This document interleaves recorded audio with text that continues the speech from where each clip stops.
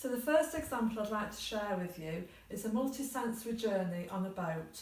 I'm using the idea of a boat, but you could use a bus or a train or a car or a bicycle, or you could use a story that's already written and it doesn't matter. The idea is that we are being creative and we're looking at the possible learning opportunities that the boat offers.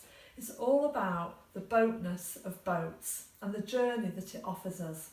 We may have done some pre-learning with the child before they go on the boat or the bus or the train so that they understand about it. We may have sung songs, we may have made the model, we may have read stories, anything to cue them into the learning and the possible learning they're going to enjoy having when they're out on the day's adventure. So I have a very good friend who's a cardboard mechanic, and he's very kindly made me a lovely cardboard boat. But any cardboard box would do that's painted. You can add tactile portholes around the boat and the children can enjoy exploring the porthole. Make them detachable. We can do the portholeness of the porthole and the circleness of circles, and why are portholes circular.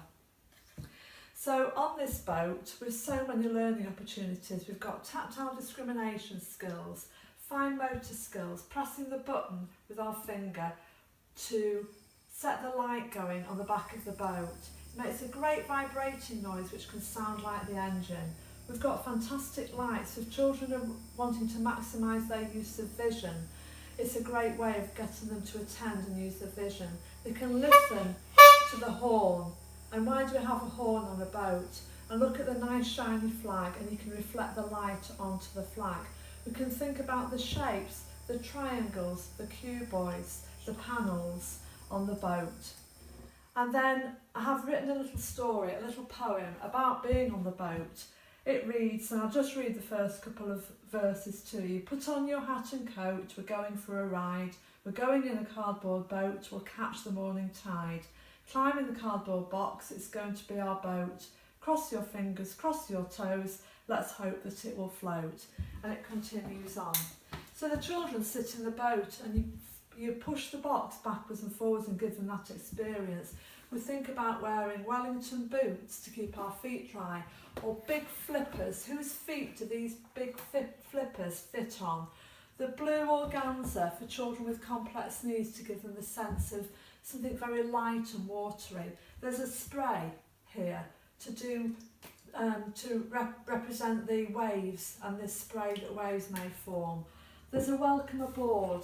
We can match this circle to the circles that are around the portholes. A nice sound for children who need to be encouraged to look, and we can feel the shape of the circle that it makes.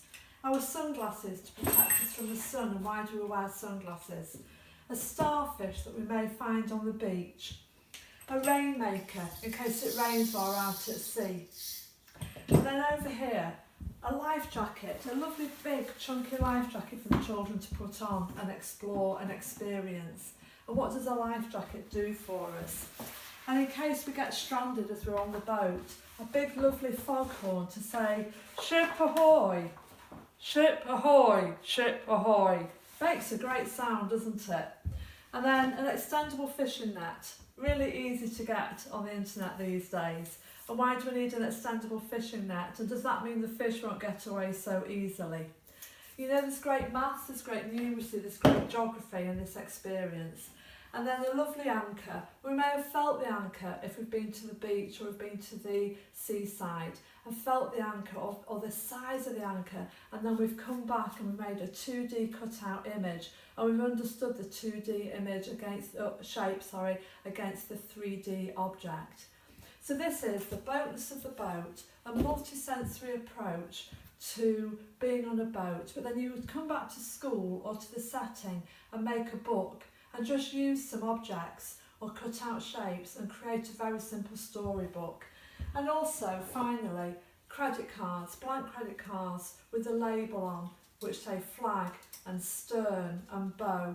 And you can just encourage the children to label each part of the bow and feel the initial letter sign or read the initial letter sign, depending if they have a visual impairment, they would be reading that in braille or reading it in large print. But for all of the children, it's there available. And you could add an audio label to it as well. So I hope you've enjoyed this part about the multisensory journey on a boat.